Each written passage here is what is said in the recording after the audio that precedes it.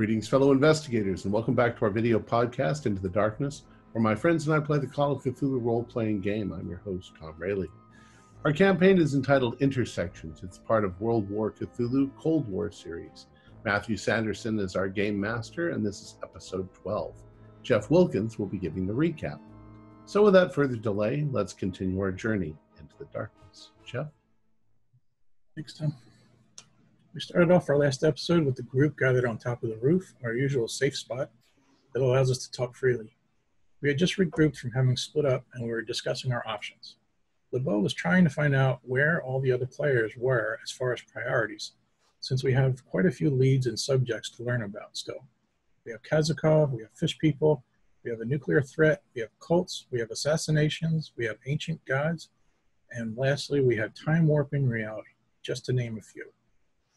After a lengthy debate, though, we never really landed on an answer, and eventually all the players wandered off from the rooftop and went to bed. I should note, too, that we had a strange visitor with us for that Mr. Postgate seemed to know. LeBeau was rather concerned about her presence in our safe zone, where we were all discussing freely things that should have been kept secret. When I pulled Postgate aside to have a word with him about this, he said that he trusted the woman and that he was basically vouching for her. Her name was Vahidi, I think. The thing was, after our meeting was mostly over, I was sitting in one of the chairs, and I saw this woman basically vanish in front of our eyes. Perhaps we've all seen some weird stuff, but this troubled LeBeau. This is not the sort of is this not the sort of supernatural power that we're supposed to be guarding against as members of Section 46? And yet no one else seemed to be concerned. The next morning, Jacoby answered the front door, only to be given a cryptic message to meet Benjamin Farr at a nearby hotel. Once the group regathered, we made our way there. Sergeant Eamon still had the woman that he rescued from the brothel in his room. He told her to stay where she was while we go out and left for this meeting. We arrived at the hotel, and as we exited the elevator on the third floor, we heard the sounds of music, apparently coming from a live orchestra. Confused, we approached the room and knocked. The music stopped immediately. Upon entering, there were no signs of any musicians at all, nor did we even see a radio or a record player. Eamon saw a strange figure in one of the rooms, but the figure vanished. LeBeau happened to catch sight of a book on the night table that was titled in French, but with LeBeau's limited knowledge of the language, he learned that it was a reference to the King in Yellow. LeBeau was on high alert at this point. How did they know where to deliver a message to us? Did they know who we were? Was our cover blown? Did we just walk into a trap? So as the other members were chatting with this Farr person, LeBeau was trying to get them out of there as quickly as possible. Farr was supposedly told by Nerton that we had found the man that he was looking for. Who was this Nerton woman to have made such a claim? Was she the one trying to set us up? It seemed that way. We told Farr that he must have gotten the wrong information as we played dumb. But in fact, it seems we have found the man that Farr was looking for based on a general description of what sounds like Ekmekci. We left the apartment rather abruptly. We got back on the elevator, we got to the ground floor, the doors opened, and there, right in front of us, was Majesh. I think it might be also worth mentioning, too, that we all have some doubt now because Eamon had a dream experience with H.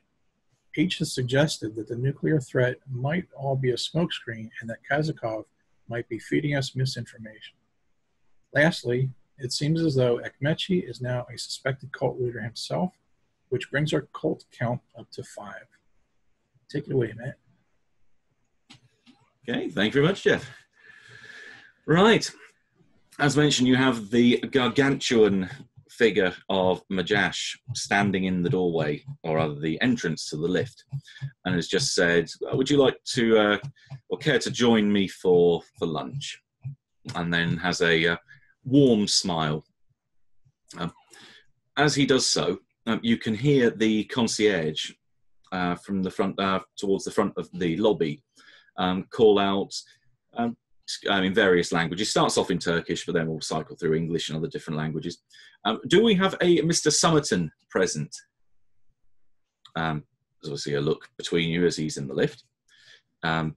He raises an eyebrow and calls out, over here, at which point tries to, successfully pushes his way past Majash. As he does so, he just looks to LeBeau and says, you may want to have a word with Donaldson about something, just in case anything comes up that I need to look into. He then heads over to the main reception desk where the concierge is waiting, and he has a phone call waiting. There's a quick conversation which happens throughout the course of the next couple of sentences that happen between you and Majash. But at that point, you see that he puts the phone down and heads out towards the front of the hotel, where a car is waiting for him. He climbs in and is driven off. Well, that was all about Mr. Majash. I'm surprised to see you. Were you aware that we were here? Yes, a little birdie told me that you were coming over here. A little birdie in a black dress. I was wondering if I could catch up with how your efforts were going into looking into some of the matters we talked about at the Galata Tower. Oh, yes. Yes, I think we might enjoy that. Ah, good. He looks around. Suddenly we have another person that's vanished, but maybe not the use of time and space. I don't know. I was just about to say if Natalia was going to walk into the hotel as well. We'll hold on that thought. She's gone off to the powder room. So comes in through the front door. You have one moment, and then heads off. But otherwise, I can recommend a few places for lunch. Actually, the restaurant here is quite good if you wanted somewhere nice and public. Yes, I have no objection to that. That'll do. Yeah. Good. I'll pick up the bill, so no worries on that front. So it can be a little pricey here. In which case, short montage. You are led into the restaurant, grab a seat, etc. So we cut to you round the table. Well, on one side of the table, he takes up the other side.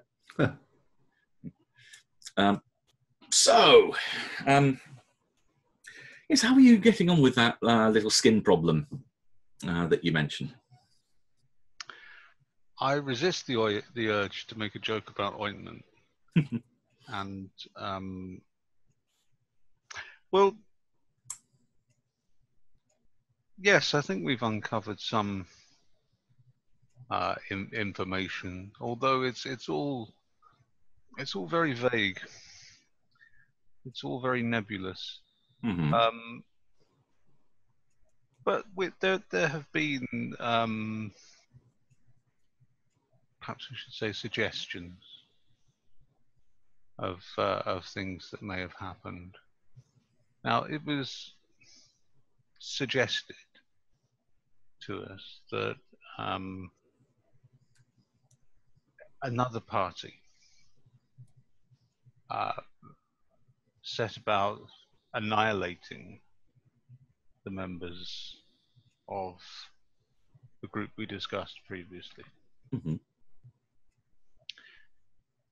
And they were successful in all but one case. Mm-hmm. And that one person may have survived that purge. Mm-hmm. Now, it was also suggested that there may have been the possibility that, given the tendencies, proclivities, and abilities of that particular group, that person may have adopted a new identity. He nods. That would certainly be a sensible thing to do. Yes, I think it would be a very rational thing to do, particularly if the identity was of someone well-connected, centrally placed. A risky move, but yeah, makes sense. Almost hiding in plain sight, one might say. Yes. At this point, just to bring in Natalia, having learnt where these guys have gone to the Park Hotel, You can be arriving at this point if you so wish, and see them in a nice big corner booth in the restaurant at the hotel.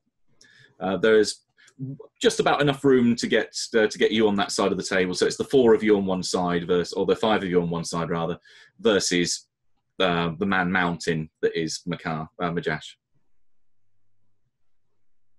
We of course rise and let Natalia get in there and find her. Okay. Majash smiles and says, "Yeah, sorry, pardon me if I don't get up. I hope you understand." It's quite all right. But yes, it would be a somewhat risky move, but I think one that could potentially have a good degree of payoff. It would give a certain protection if someone had a lot of friends in their assumed identity. Yes. Yes, I think it'd be a very good course of action. Yeah, good. Certainly something I would do if I was in that person's situation. I could see then that if that person was well connected in that way, they might have a vested interest in taking down the person who was responsible for the demise of their Cult colleagues. fellows. Yes, their fellow cult members. Yeah, and no doubt friends as well. So, having analysed that hypothetical situation, have you any leads on who might have taken out the Brotherhood of the Skin? Yes, I think we have. Would you care to share that? Well, if so, what price are you asking? Well, I can tell you that there was more than one person involved, and that the trigger man, the person who did the actual wet work end, is no longer with us. Oh. He has been removed from the picture. Which is unfortunate because it meant that the possibility of questioning him goes out the window. But the brains behind the operation is still very much at large. Do you have any inkling as to who this brain or brains might be? We have a suspicion, yes. Yeah. A rather strong suspicion. Yes. Are you in such a position as to potentially share that, again, this hypothesis, or is this something you want to verify before making any accusations? Well, as I'm sure you understand, from a professional standpoint, information is a very valuable commodity. And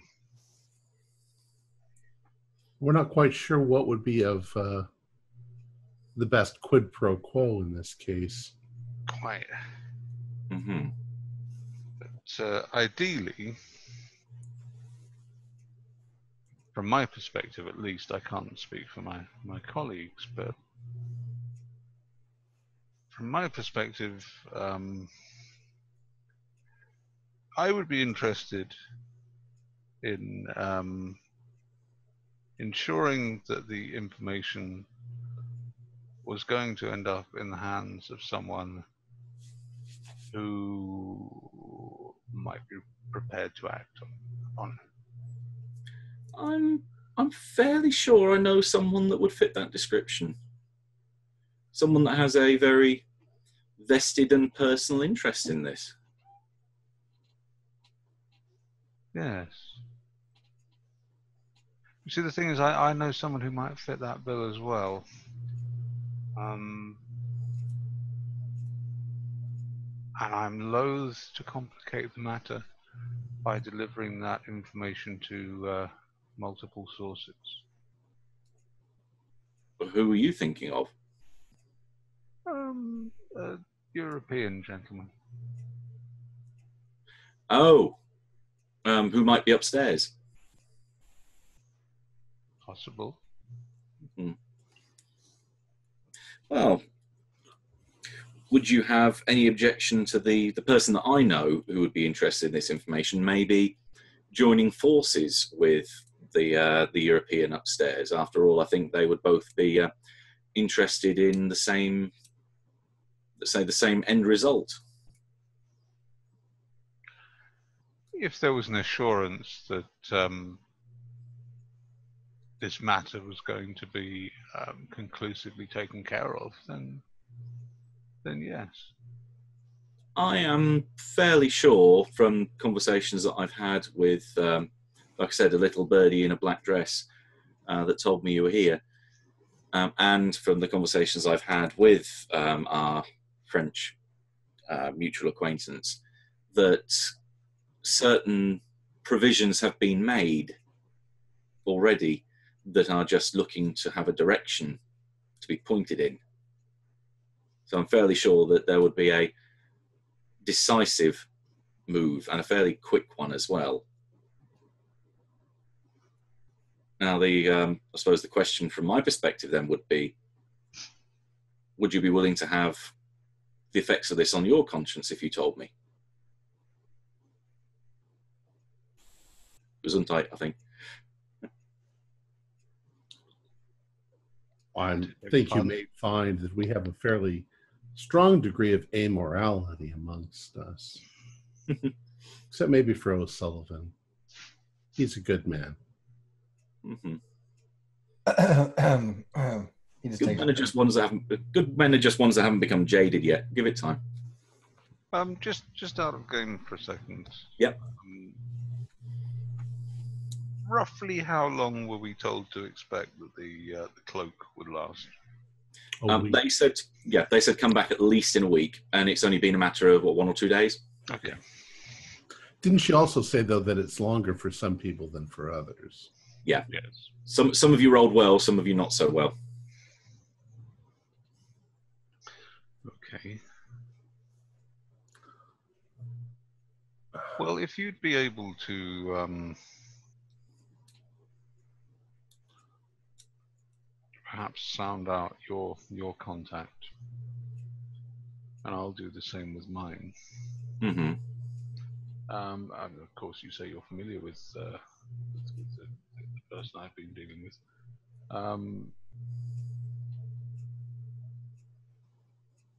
As I say, my concern is that something will be done about this matter. Oh, trust me, you give me a name and you give me a location of where this individual is at a particular time, action will be taken with extreme prejudice. Well, I mean, we really need this to be relatively surgical. There are perhaps people around the person in question who are not connected with this matter, but we would like to avoid unnecessary collateral damage. It attracts too much attention. If you would excuse me and Mr. Postgate for a moment, Henry, can I speak with you in private for a moment? Yes, of course. Sorry, we'll be back in just 1 second. Please enjoy your food. Mm-hmm. So we go over and around a corner or whatever where we can speak privately. And I'm like, I want to know if we're on the same opinion. Do we think that Majash is that member of the Brotherhood of the Skin? I have a very strong suspicion that he is. From what we've come to understand, we also think that the Brotherhood of the Skin and the Black Brotherhood were at least friendly towards one another. I don't know that we would be able to quid pro quo this guy with finding out more about what the Black Brotherhood are up to in this town if he would actually betray them. But we're still concerned about a possible nuclear device. I think handing him a piece of information like this would go a long way towards winning his. No, absolutely. But and he will most definitely kill Ekmechi. Well, I mean, the problem we have. I've been thinking about this. He knows that we're cloaked. He can't find out where we are while we're cloaked. Sure. The moment that cloak wears off, he knows exactly where we're going to be when that cloak wears off. He knows we don't know where we're going to be when that cloak wears off. He already knows where we will be when that cloak wears off. We have to assume that. And he'll kill us. Yes, as soon as he can see where we are, we're dead. So I would assume wheels have already been put in motion. Someone is already planned to be at that place at that time when we become visible again, whenever that might be. The second he knows where it could be in a week, it could be months from now, but whenever that might be, there will be someone waiting there.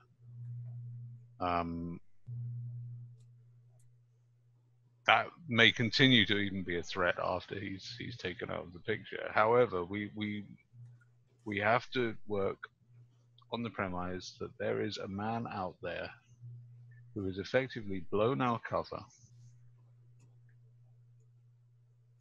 who knows who we are, who knows that we have an interest in what he's doing, and is prepared to use lethal force against us.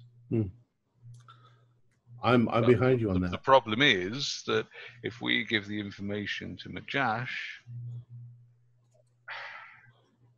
anyone who goes up against him who isn't cloaked, he's going to see them coming.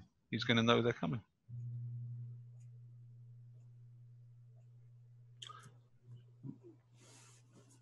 Yeah. This could not. It might end the exact opposite way we think it is. Could end up with Majash dead and Ekmechi all the more incensed against us. But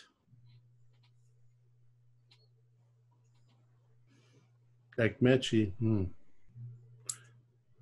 maybe we should discuss this whole cloaking thing with Majash. If they can't find Majash, as he has a way of apparently altering who he is or who he appears to be. It might not be that he might be able to get close enough to Ekmechi to.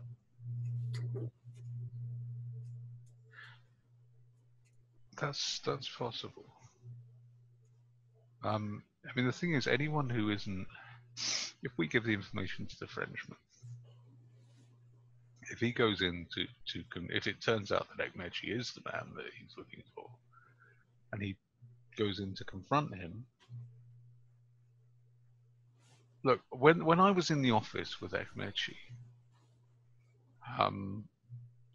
he tried to do something to me.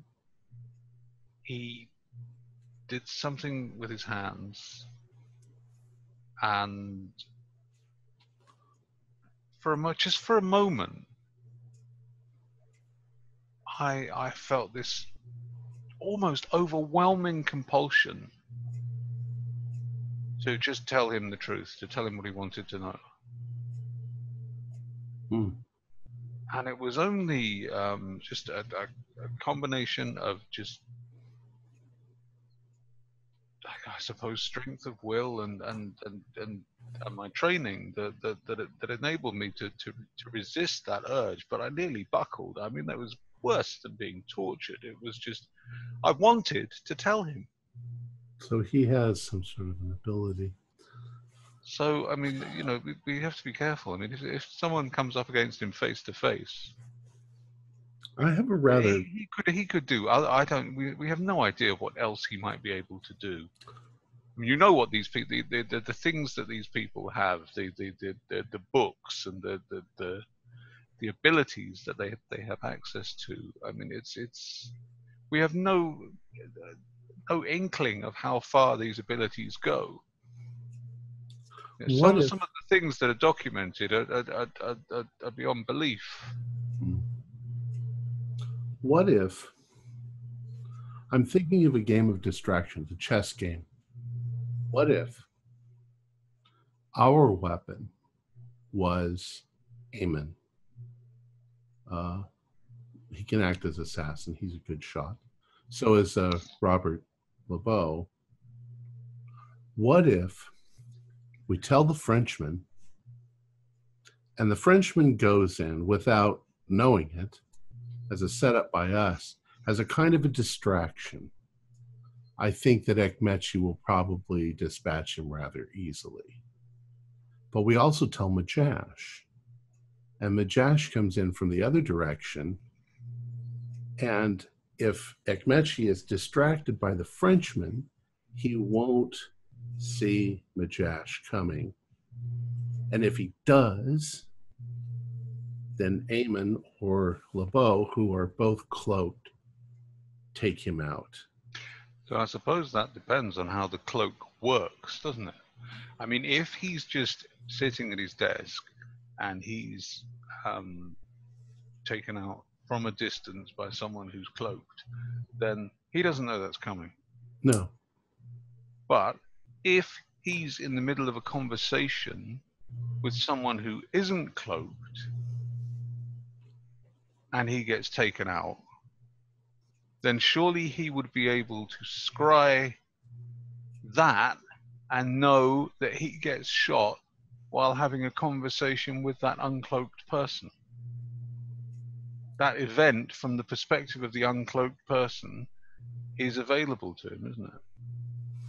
I mean, if we were actually going to do this, it would have to be a cloaked person used as the button man.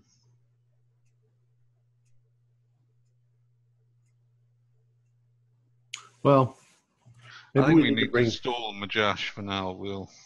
Yeah, we need to bring everybody in on this and see if we can figure out a logical way around it. Yeah, I mean, look, something like this, we can't do this unless the entire team is on board with it. Yeah, and our the immediate danger from Ekmechi is there. So, bear in mind, Ekmechi is we believe, an MIT asset. I mean, this has to be handled with kid gloves. If this goes wrong, or we take a foot wrong, we could be on the verge of a major diplomatic incident here. What if we implicated him in some way that would get him in big trouble with the MIT? What were you thinking? I don't know. It's a half-formulated thought, but he gets taken out of the picture if he gets locked up in some Turkish prison somewhere. I think a man like that would find it very easy to maybe slip the net. For now, we've spent too much time over here. Let's go back and yeah, those documents. Just delay him and then discuss it with the others when we get back. So you head back to the table. Yeah. Meanwhile, while they're off round their corner, food starts coming out in waves, and coffees and other drinks are served. But Majash has the other three of you as a captive audience for the moment. So, what's your opinions on all this? He looks between the three of you.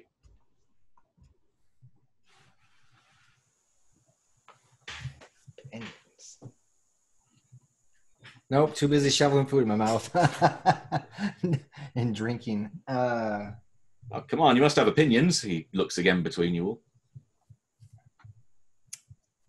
On what specifically? Oh, on what's going on in general. The disappearance of the Brotherhood and this other group or groups, this one individual or two that have taken out the rest of them. What's your deal with Kazakov? What are your opinions? All the stuff that we've talked about in the Galata Tower.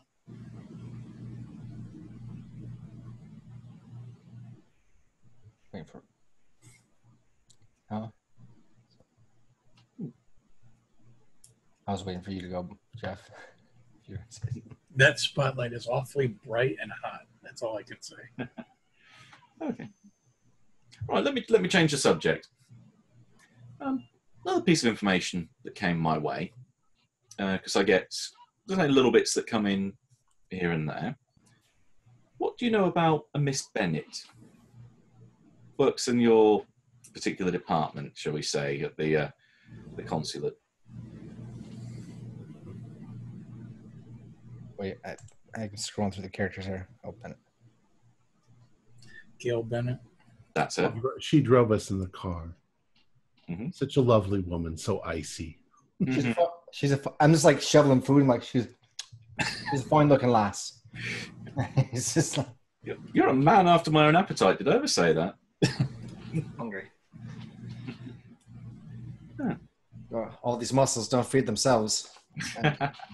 Oh, I know exactly the same thing. He holds up a limb that just droops. I look at him like, oh yeah, and his head down, start shoveling again. I don't think I've seen Gail since she drove us. So I don't think I have much of an opinion on her. Oh, interesting. Yeah, just some information came my way that was interesting, and I'm just wondering if it was something that had worked its way through the grapevine to you fine ladies, lady and gentlemen. I haven't heard anything, but do tell. What sort of information is this? Well, we'll count this as a freebie. This is more of a. It might be something. It might be nothing. But, Apparently, a year or so ago, she was involved in a. He looks around to make sure that he's not saying the D word too loudly for anyone else to hear. A defection that went wrong. A whole lot of people got killed. Kid, in fact, as well. Sounds like she's sounding out some people to look for some counselling over that issue. Trying to go off the book, as it were, because I understand that you CIA people are somewhat protective of your own, but this one seems to be wanting to go outside to make sure that her reputation is maintained. But a little birdie, not wearing a black dress in this instance, told me that she'd been having some pretty bad dreams about the whole thing, that she keeps reliving that night again and again and again. But she's been receiving some help to help her through this, and not from a psychiatrist, and not, I believe, when she's awake. Well, this is the first time I've heard of it, so, I mean, this is news to us. Or at least to me. Yeah, he looks between you to kind of get your reaction. So he says... My basic reaction is I have a look like I'm not surprised at this information at all. I'm trying to convey a look of, this is just a bunch of bullshit. But I will basically feign ignorance and say, yeah, this is the first time I've heard of this. So that this doesn't relate in any way to your theory of who this brain might be that took out the Brotherhood. These aren't connected. I don't see how it could be. Yep. I mean, one CIA operative who's had a failed attempt to defect. Who did she try to defect to? Right now, you're just giving me rumors. We don't know who. We don't know why. No, she was handling a defection. It wasn't that she was trying to defect. It's they had someone that she was trying to bring in, but it went wrong. I misunderstood. Mm-hmm. Okay. But anyway, if you don't think it's connected with the brain, I'm not particularly interested. As mainly I was thinking of there must be maybe potentially ways that this brain was able to know where people were, and if invading their dreams was something that potentially had come up in your previous experience, it might mean the two are connected. But evidently it's not. So forget I mentioned it. I have a question, Matthew. Mm-hmm. How much does this guy know about the 46 stuff? I guess I'm confused. I thought he was more CIA level. Oh, no, you were told in your initial briefing by Section 46 that he was clued up in the occult underground. Okay, that's okay. I just want to make sure I was clear. Okay. Mm-hmm.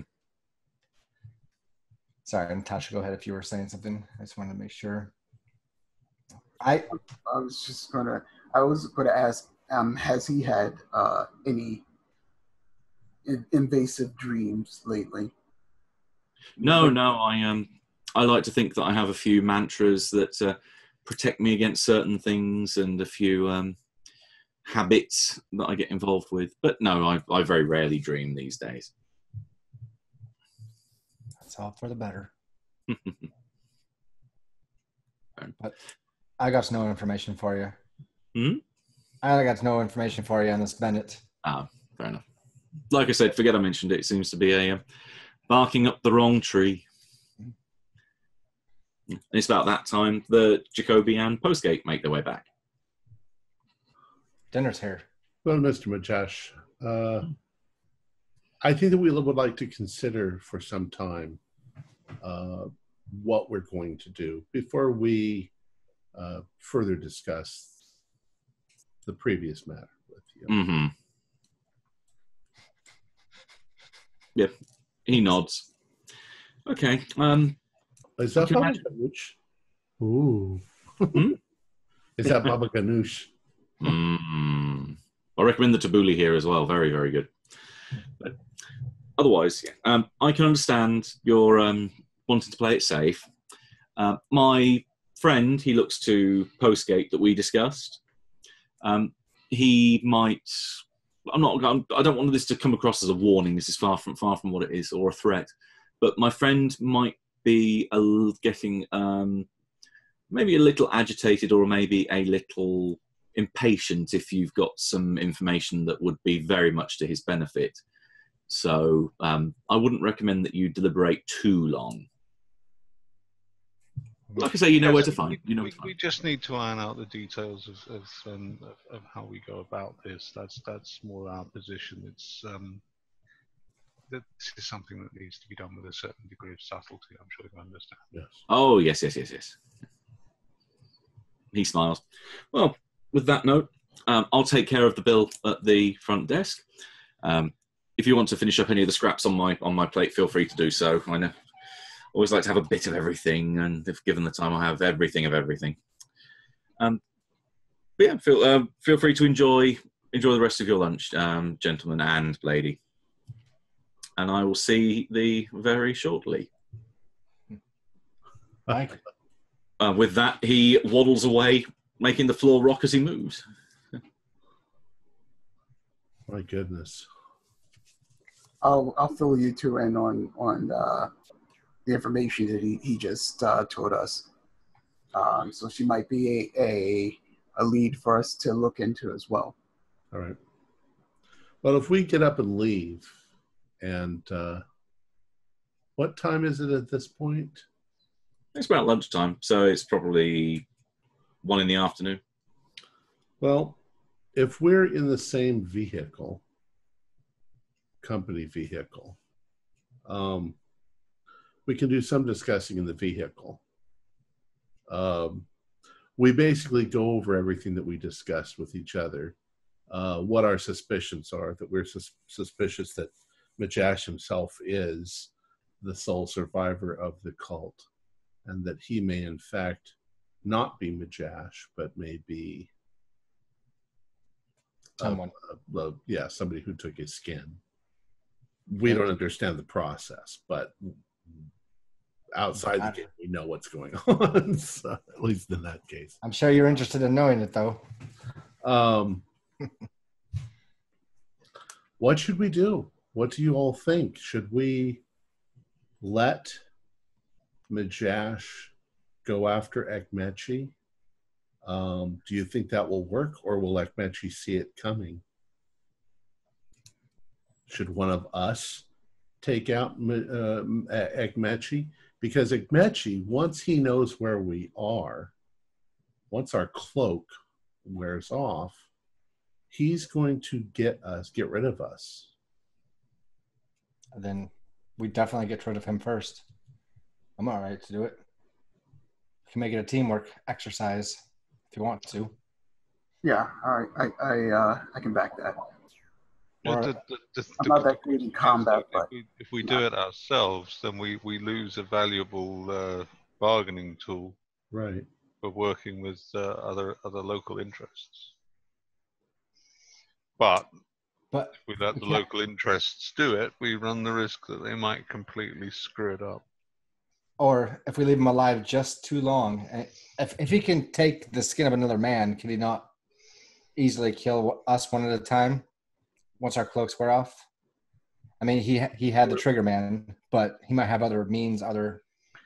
No, Yeah. no, wait. I think you're confusing him with Majash. possibly Ash. I was talking about like Mechi. Well, he doesn't have the ability to take our identities. That's Majash. Majash Oh, is the Brotherhood of the Skin. That's what we're guessing. Oh, I'm sorry. I guess I was talking Ekmeshi. My bad. Ekmeshi has the ability to see things. So if once he sees us, he's going to have us assassinated. Why? Because we know too much About what he's up to. Well, I think he is. Hasn't he already tried? He's put 2 and 2 together and come up with 5. He assumes that because we're cloaked, we are essentially Daleithians. yes, working for the other side. I mean, turn them loose on each other. Turn all three of them loose on each other. Set it up somehow.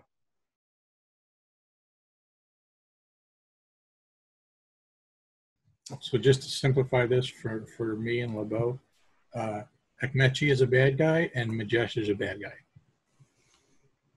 And we're basically trying to eliminate both. yeah, well, I assume that everybody that we come across is a bad guy. Going that way, you're a bit more safe. It's subjective because Ekmechi is definitely a dangerous individual. He's assassinated people to get what he wants. That makes him a dangerous individual, a bad guy. Majesh, if he's the last of the Brotherhood of the Skin, I'm not sure how much of a threat he is to anybody anymore. His cult is dead. It's now a cult of one, and Go ahead. He has a friend though. You were talking about that he said Yeah. His friend could be very dangerous. Well, I kind of got the impression that the friend was really him because he's pretending like that he's the information dealer. That's what he was alluding to. Right. Okay. But it doesn't mean he's not dangerous. If he's a cult member that's been around that long and survived, he's good at it. But there's no cult anymore. So he still might have tricks up his sleeve. It's true, but I'm not sure how much of a threat he is to anybody else.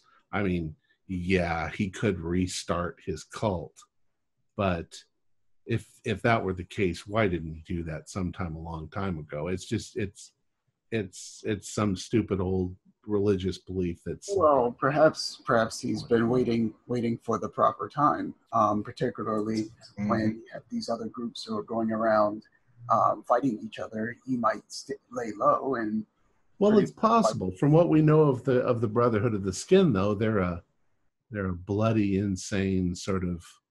How do you recruit members? True, but sometimes people can learn from their past mistakes. I'm not saying it's not possible. I'm saying that it just doesn't seem. It seems like he's the least threatening. He's not going to wipe us out because we know too much. Because what do we know? Or he could be using us to help wipe out everybody else and then eventually take us out. I mean, maybe. The way I would do it. I don't know. Yeah. I'm assuming that we could use his desire to remain in secret. Yeah, we could use that as a point of leverage with him. Meth. However, he's trying to remain secret from the man we want him to bump off. So once he's out of the picture, then it does complicate the matter. Jeff had a question? As a member of 46, is that one of our tasks then? I mean, like, isn't that kind of like what we're supposed to be doing right now, is eliminating these threats? If you count them as a threat. Yeah. It's really down to a lot of the initial briefing was laid on your shoulders to determine what is and isn't a threat. Okay. So if you believe he's a threat and you feel strongly that that is the case, then yes, it is your job to remove him. But if he's not, again, it's all your call. Okay. Whether he's a good or a bad man, I mean, there's lots of bad people out there. To what do we have to waste our time eliminating them if they're? I mean, I see your point, and I agree that, you know, being a quote cult of one is not high priority, and yet the opposite view to that, it would be that the best time to eliminate a cult threat like that is to get them while they're weak. So, like you said, I mean. Well, I think that the Brotherhood of the Skin was incredibly weak, and they were wiped out because of it. For all we know, I mean, we're kind of thinking leader. He might not even be a leader. He might be some low-level member of the cult that just happens to be the sole survivor. He's high enough. He's high enough in the pecking order that he's got access to the skills and techniques that enable him to adopt another man's identity. Maybe. I'm just saying that if we're going after people, he's probably on the low end of the threat thing. Ekmechi is on the top right now. So where does Aigu fall? See, I don't think she's much of a threat either. So far, all they seem to be interested in is knowledge. Can we use her for the same thing? Maybe draw them all in the same room. Well, I've really. What? There's elevator music playing somewhere. I'll be back in the lift.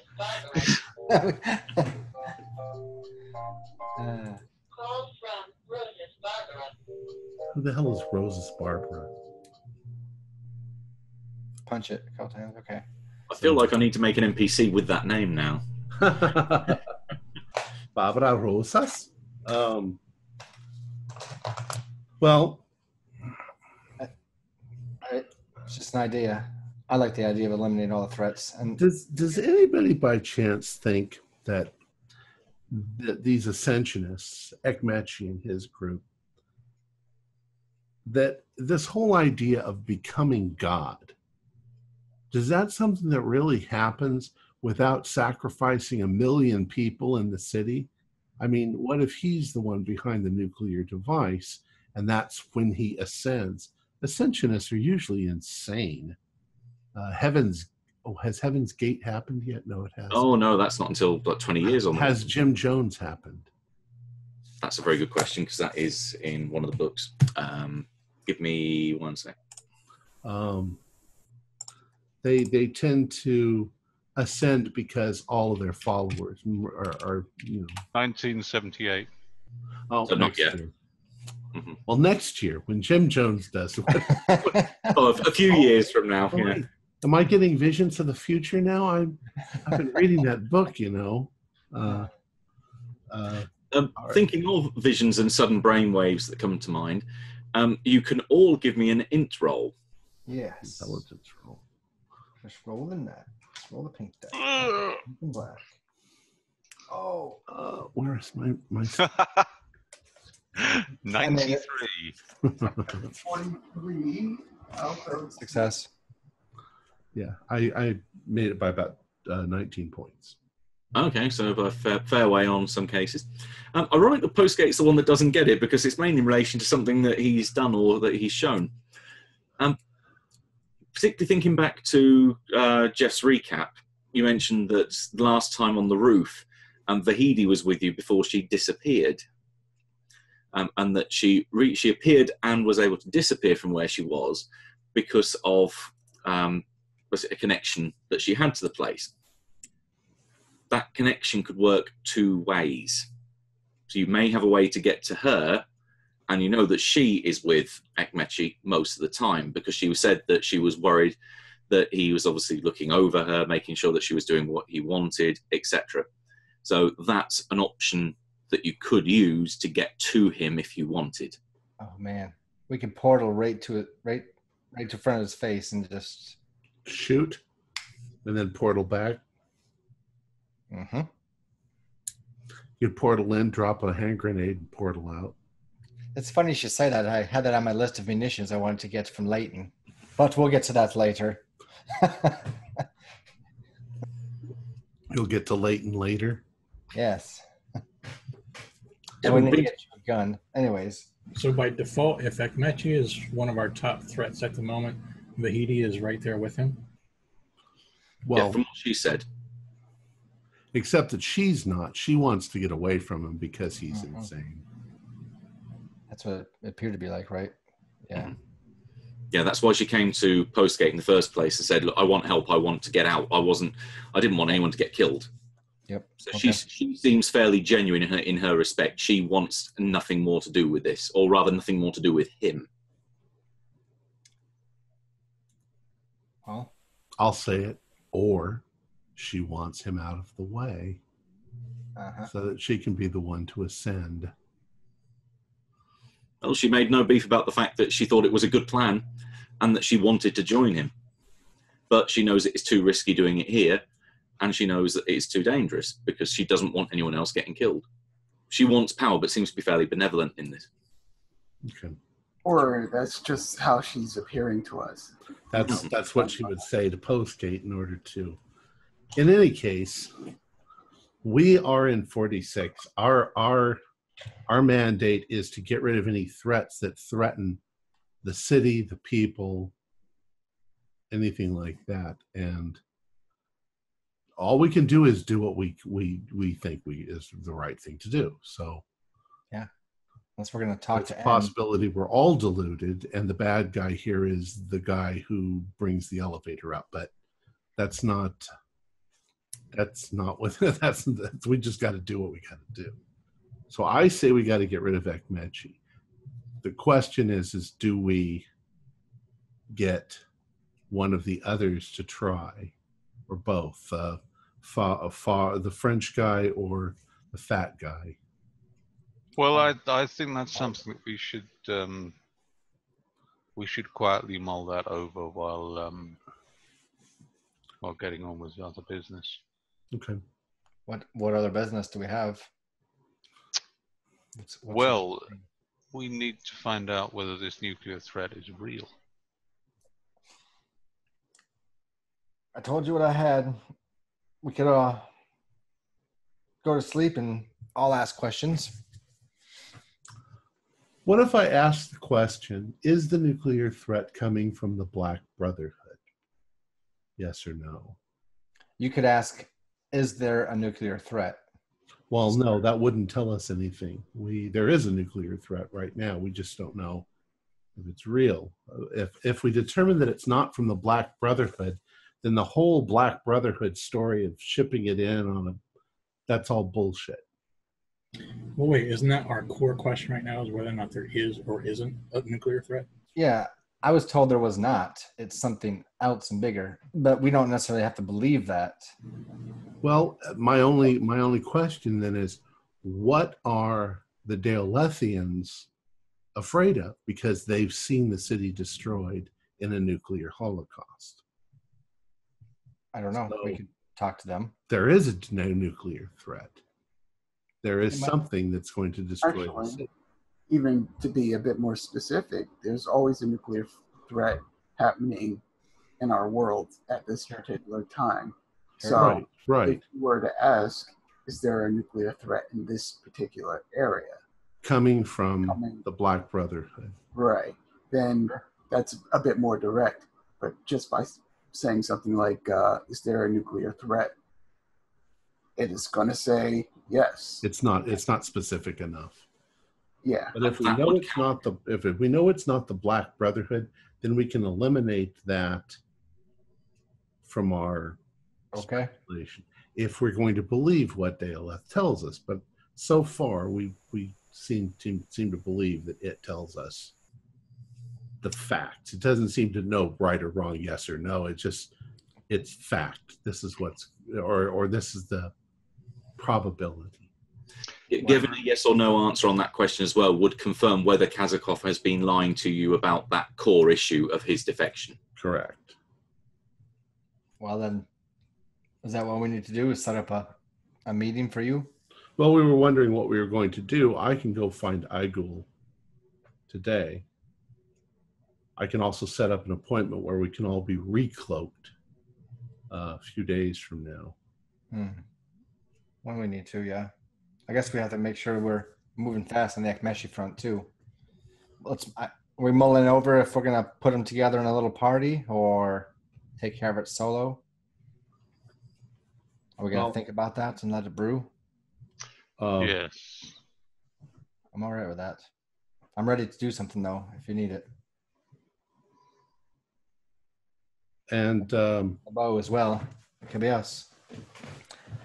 I mean, LeBeau took out a sniper. I mean, he's all right in my book. We're going to work together on this. Didn't Ian say something to you also, LeBeau, before he left? I don't know where he's going. Yeah, he told me to talk to Donaldson.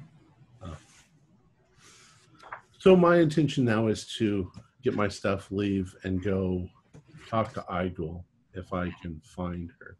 She didn't say like not to come to the shop or anything, did she?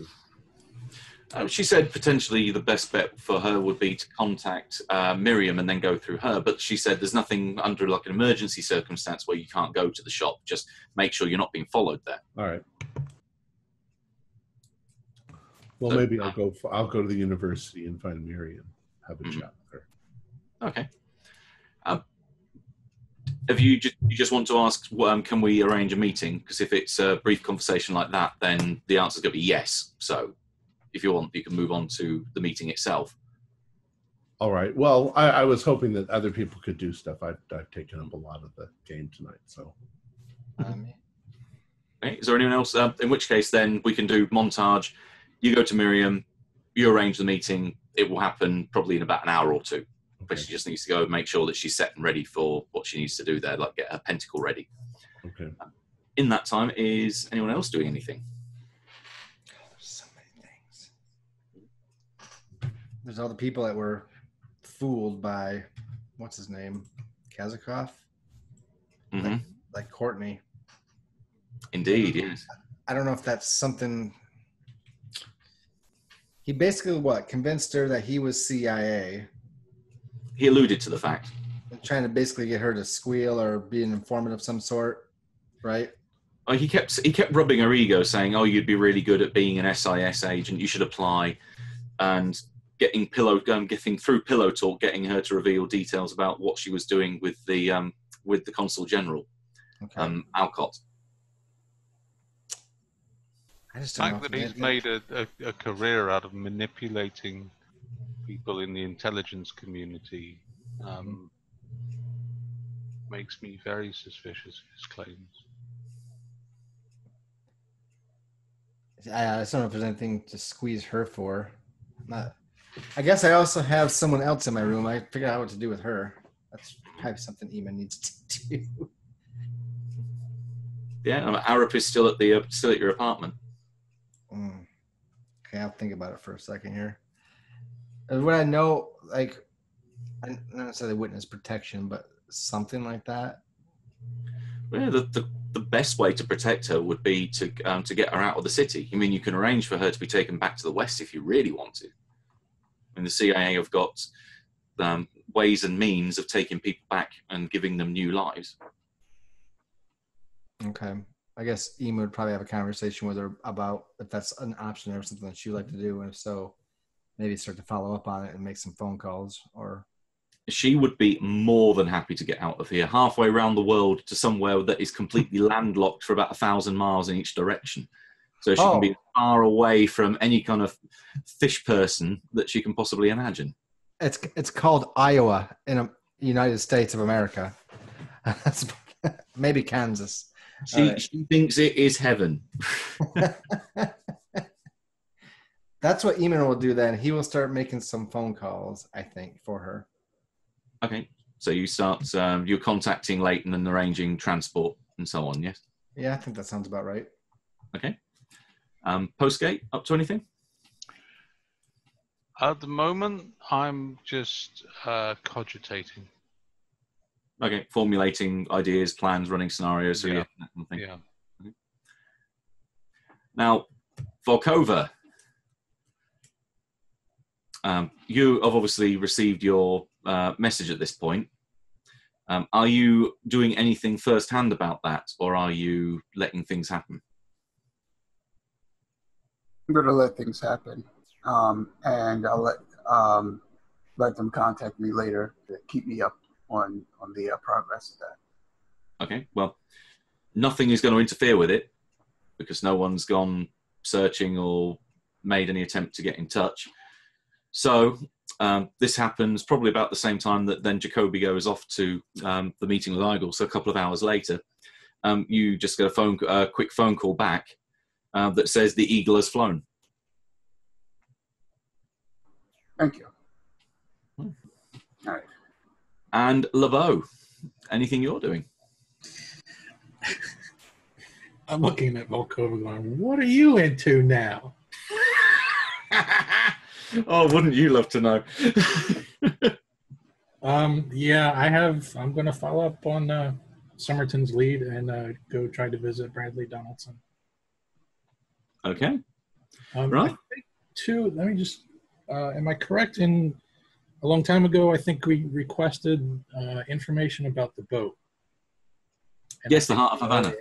Yeah. I think we were supposed to talk with, was it Leighton? Yes, because that info will go to him. And do I need to go through Leighton in order to talk to Donaldson? Not necessarily. Not necessarily. Depends on what you want to talk. Well, it depends on what you want to talk to him about. You do have free will. You can, because there is a special relationship between the US and the UK. You can just go up to him and ask something. Depends really what you want to do. Okay. Well, I think I'm going to go back to my original motivation. To me, the nuclear threat is priority number one. Mm-hmm. And until I get a more definite yes or no, this threat exists or doesn't exist, I feel like I have to follow this up as if it does exist.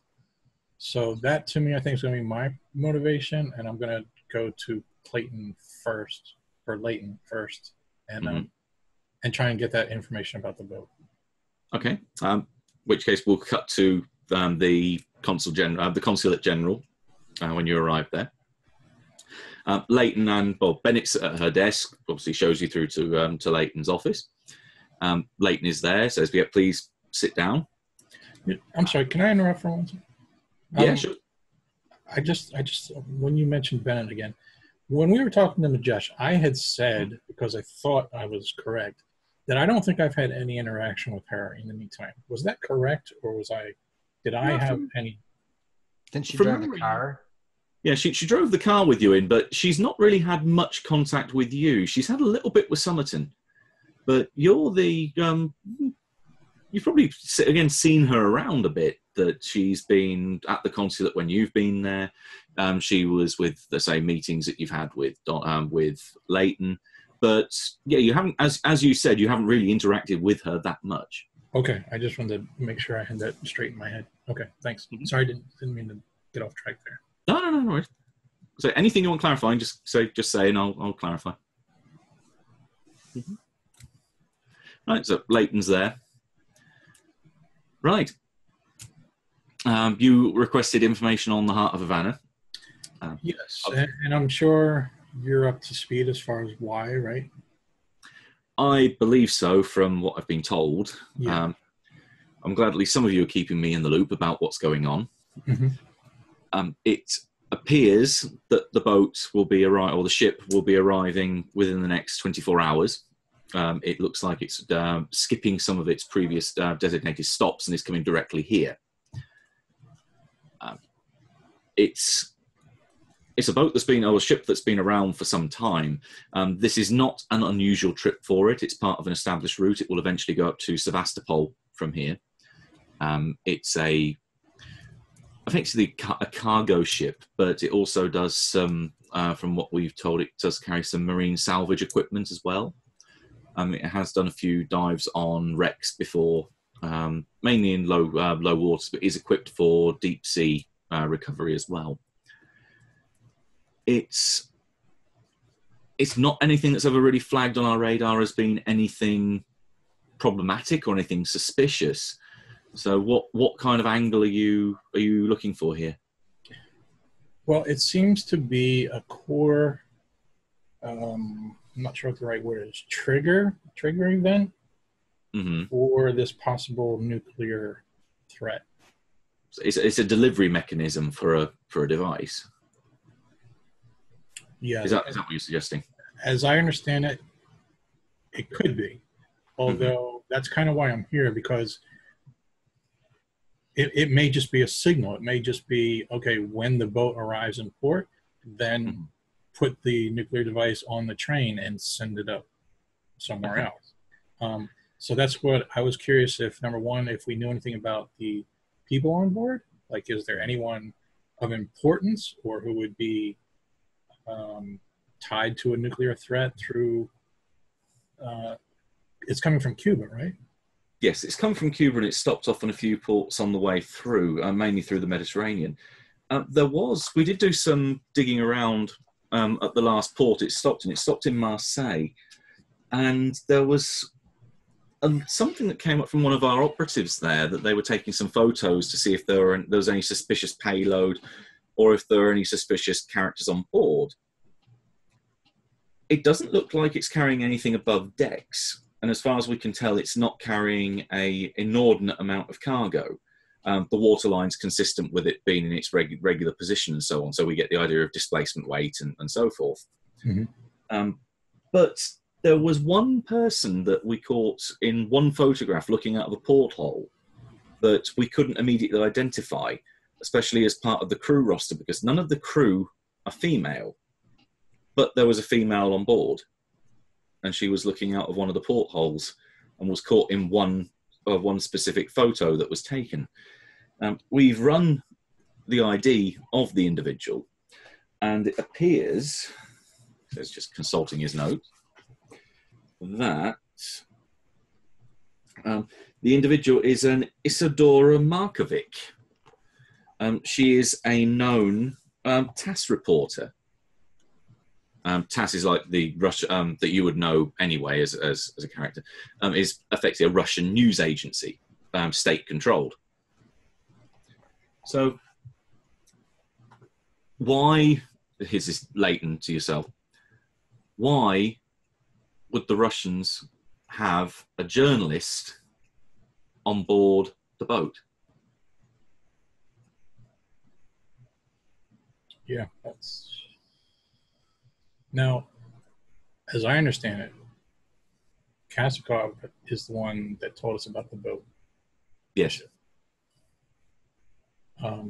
He made it sound as though the Russians could kind of care less as to what happens in regards to this. So the fact that they're putting a newspaper reporter, I don't know. Yeah, I don't know the answer, but it sounds like they're trying to keep tabs on it. It's exactly the kind of person that if you wanted it to go, to become very public if anything happened on that ship, that you would have a journalist there ready to shout it to the world. Yeah. Which again seems completely counterpoint to your statement about that the KGB aren't interested or the Russians aren't interested, because if this sounds like they would be very interested if anything happened.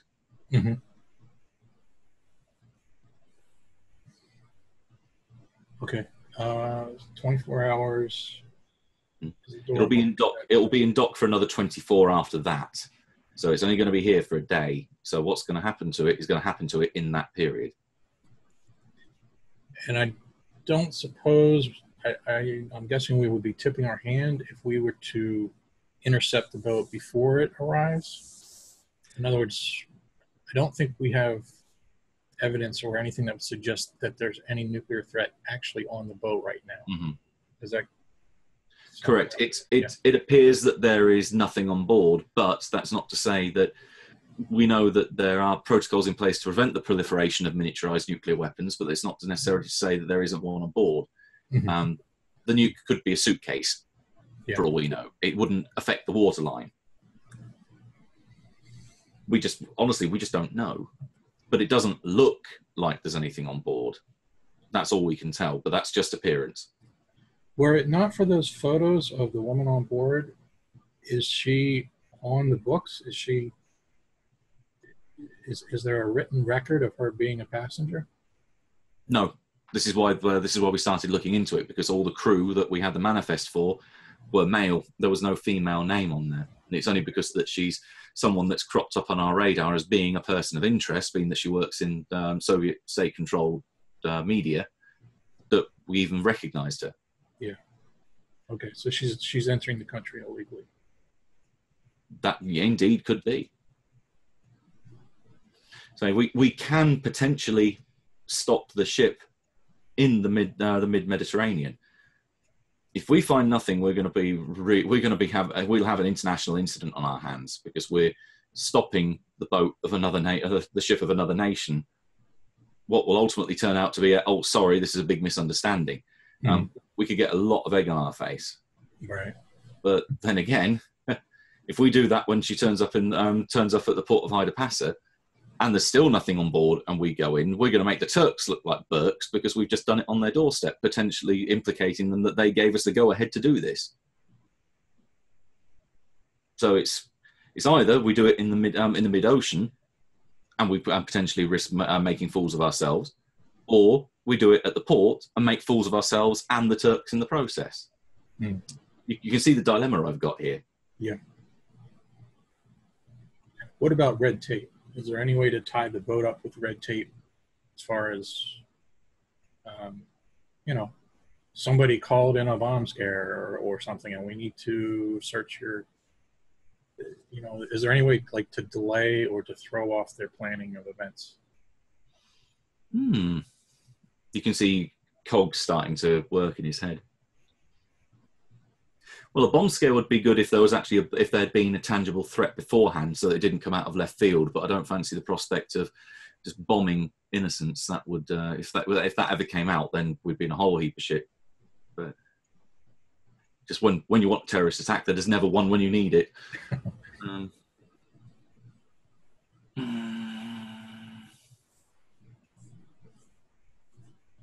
We could potentially do a cargo check. That would delay it by up to another 24 hours. We will do a manifest check, just as customs. Again, it would have to go through the Turks, but it would not, hopefully, depending on what they find again, it would hopefully not involve quite so much egg hitting them or us.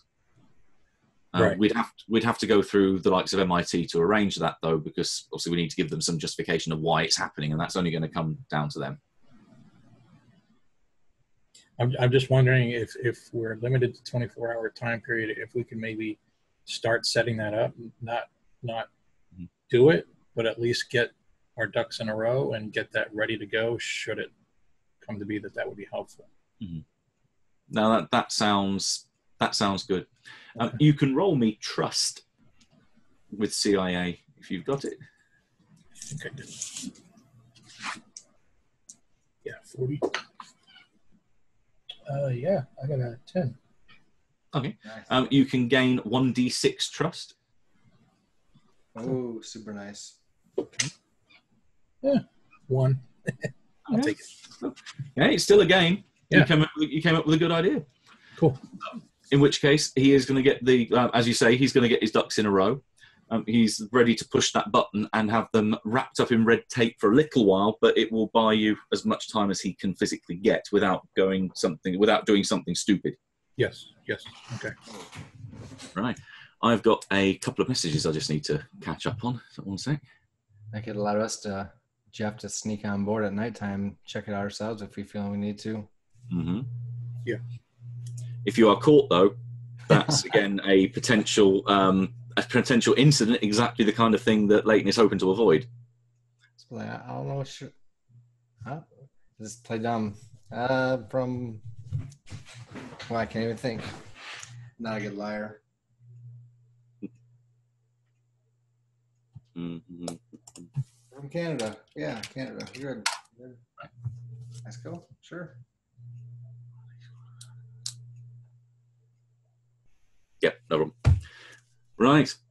In which case, I think we are round back to Jacoby. We can have you, when the camera focuses back on yourself, stood in a completely black room with Igel on the far side, standing again in the pentacle to make sure that all the parts are in the right place.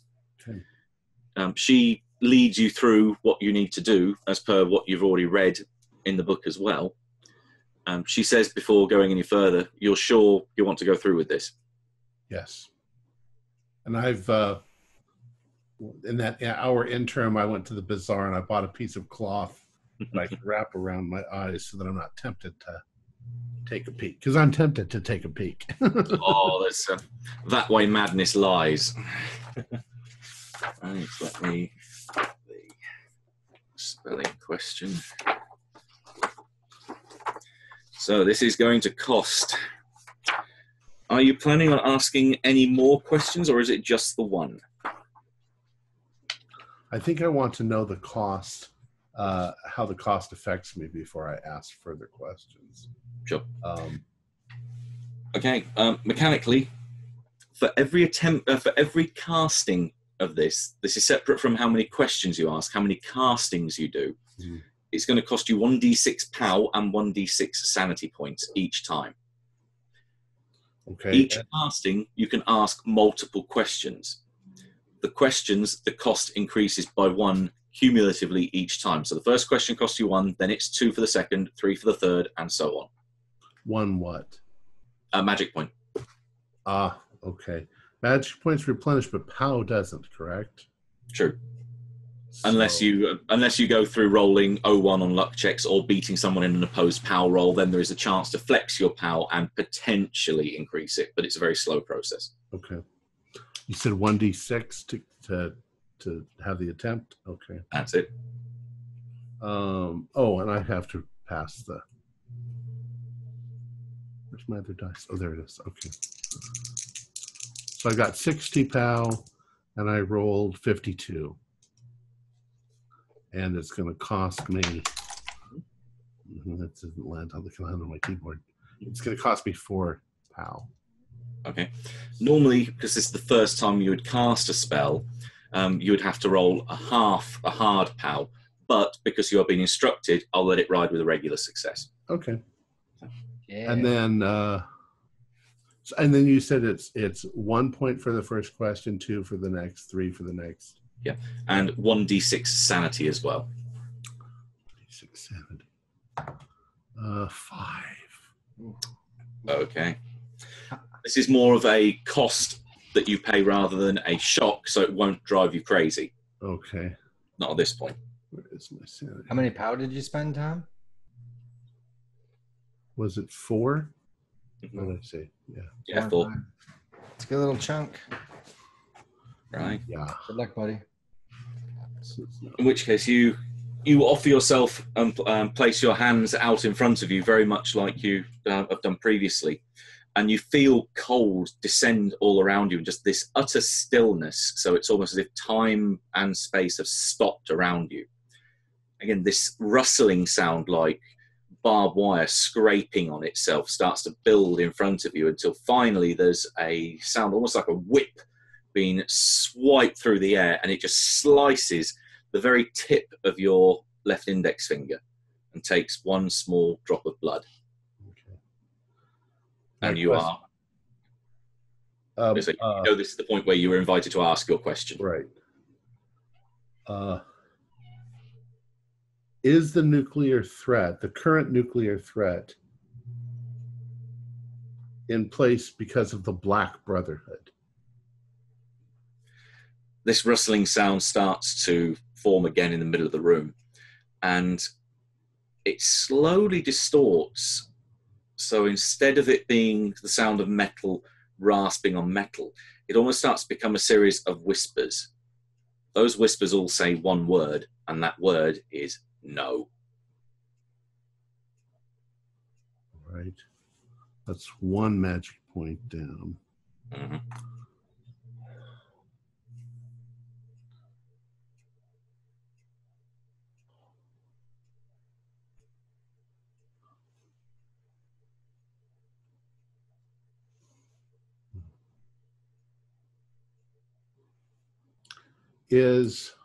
I'm going to ask a second question. Mm-hmm. Is LeBeau good looking? Well, I think he There's only one answer there, surely. Mirror, mirror on the wall. especially in the shower. Although he doesn't know that I can Okay. see him. Okay, I didn't mean to open that can.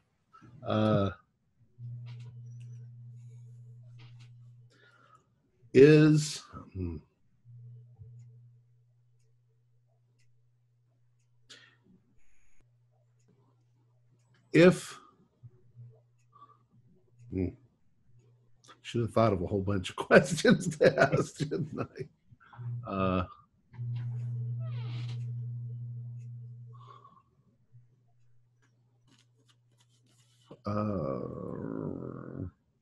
Do you want to think for a bit before I then pause to go to someone else? Or? Sure, yeah. Right. I think we've dealt with... So, are you still cogitating postgate? I'm covering the walls of my apartment with post-it notes at the moment. Fair enough. All of them with cryptic bits of nonsense written on them. That's my system. That's how I do it. You are making a glorious mess, shall we say then. Fair. Anything Talia's doing after you hear after your message comes in? Yeah, I was trying to think of what else I can do that could be effective for the group. You know what though? What I will do is I guess I'll do a bit of research on these cults, see how they operate, see if we're missing something, and discovering which one may be responsible for this potential nuclear crisis. Okay. You can give me a Cthulhu Mythos roll, or you can give me a Tradecraft roll.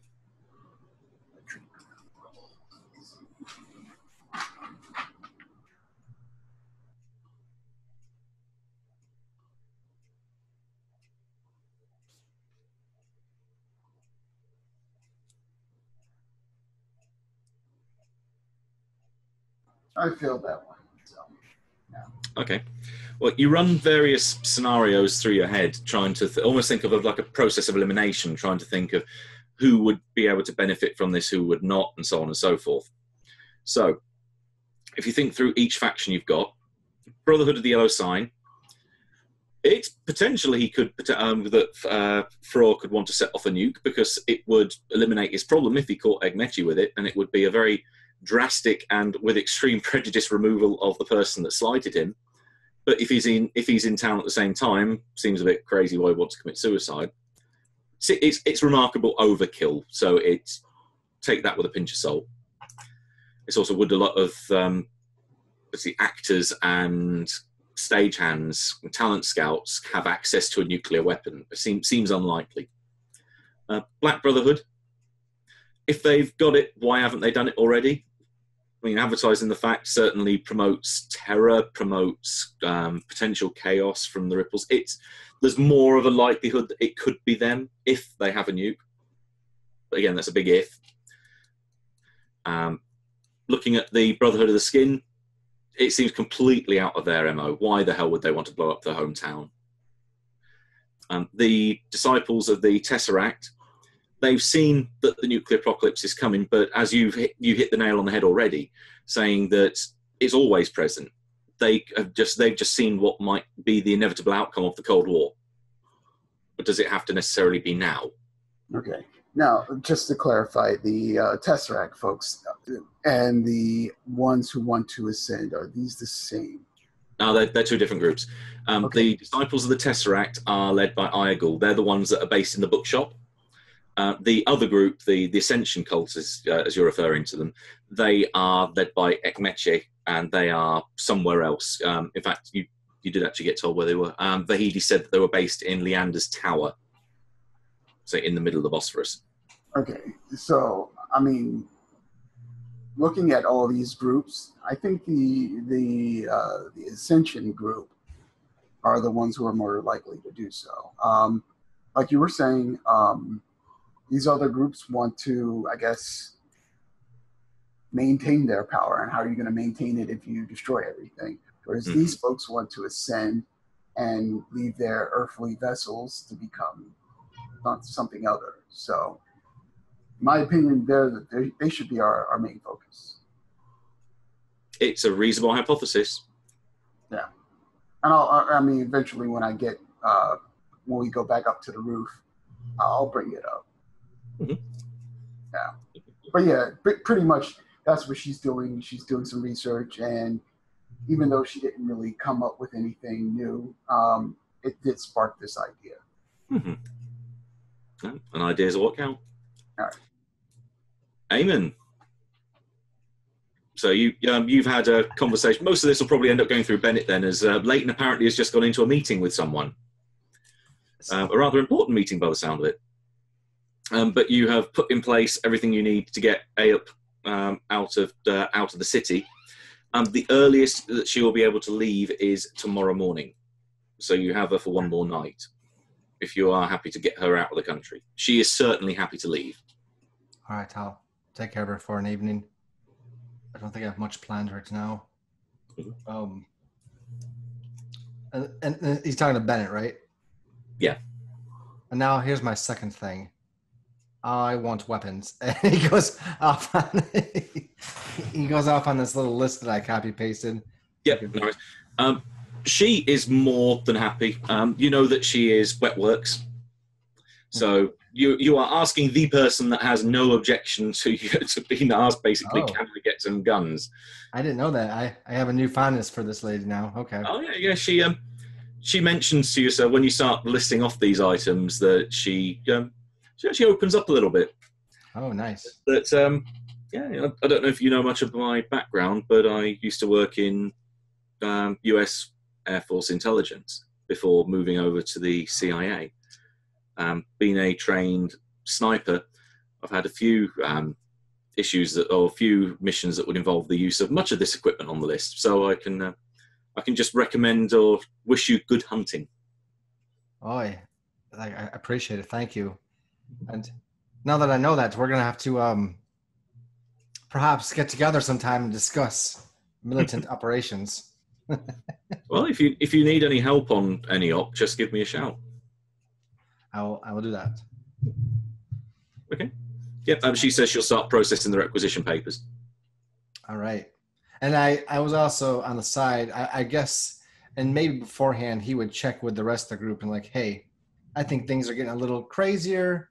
Does anybody want any type of thing, any type of extra munitions, just in case? And he would get those requests. I already requested a handgun for Jacoby because I know he wouldn't do it himself. So I took that on myself to do that for him. But anybody else, Yeah, I'll go for some equipment as well. I mean, I can't have Robert having my back all the time, taking out that sniper like he did. So I need something to protect myself with. Sure. Yeah, email would take the full list of anything else. We can talk about it later. It doesn't matter now, but it'd be like, here it is. And then I think that's about it for him. Then go back, check on her and tell her what's up, and then just hang around until someone needs him. So. Gotcha. Right. We'll loop back round to Jacoby again then. Have you had any thoughts on what questions you would like to, for other questions you'd like to ask? Yeah. All right. So I'm standing there still with my hands out.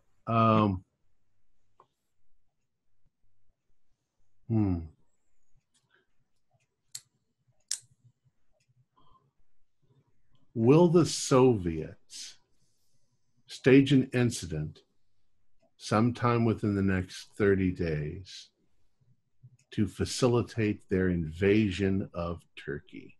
or Istanbul? Oh.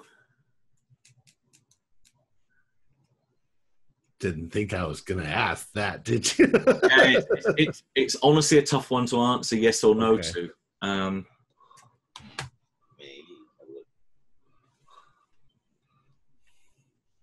It's the first time ever that Daleth has ever answered. Maybe. Well, no, Yeah. because we know that he sometimes answers in probabilities. Mm-hmm. So the answer might be 60%. It's not so clear. Ask again later. In which case, I did put a contingency in for this particular incident. If the question could be answered with both a yes and a no, no cost is paid. Oh. So when you're listening to that rasping sound, you have a conflict. Some voices say yes, some voices say no. There is another factor at play here. It's maybe something to do with the wording of your question, or maybe there are external forces that will determine whether that happens. But at the minute, that is in flux. It's not set in stone. Correct. All right. Well, my final sets cost me 2 points. Well, that doesn't cost anything because they say it was yes and no. All right.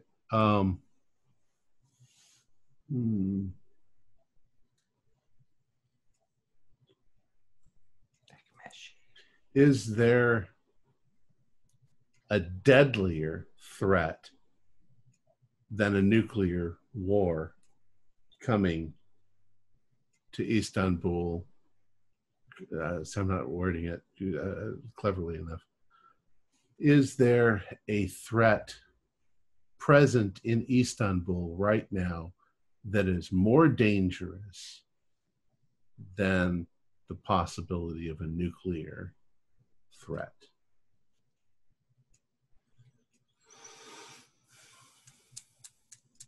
Dangerous in that more loss of life, more... Yeah. I think that the answer for that has to be yes. Okay. So taking into account everything that's, again, this is all potential, right? But yeah, there is something out there that if it goes very drastically wrong, is going to be worse than a nuke. Okay. 2 more quick questions. 2 more questions, Daleth. Is Utku Majash a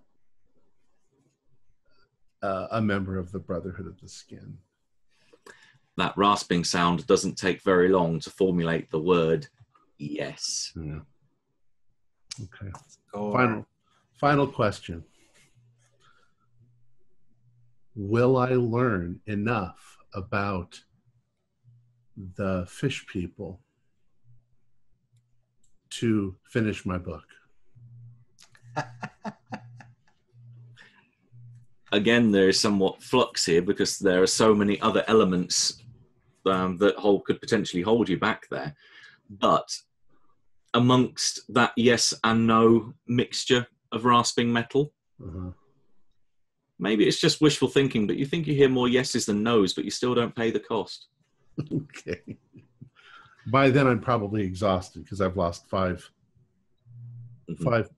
points of magic, which reduces me actually at this point down to like 2. Okay. Yep. So you are feeling a little bit drained. All right. And I think on that bombshell, so we're having a shorter session for tonight. I think that's a suitable place to leave it for the minute. Cool. Nice. I'm going to get Band-Aids. A lot of Band-Aids. Our players included Jeff Wilkins, Lucas Glasshauer, Mick Swan, Wayne Worthy, and myself with Matthew Sanderson as the Keeper of the Secrets. We're currently producing 4 shows a week with music and sound effects added in post-production. In order to create a richer listener experience, we provide audio-only versions of our shows free for you to download from Podbean or iTunes. If you'd like to become a patron, visit our Patreon account. Just $1 or $2 a month helps us a lot. Like, share, and subscribe to our channel for updates on our latest shows, and leave us some comments. We love hearing them. This is Tom Rayleigh, together with all the members of our gaming club, inviting you to journey with us once again into the darkness for another adventure into the universe of H.P. Lovecraft and the Call of Cthulhu role-playing game. Until next time, good luck and good gaming.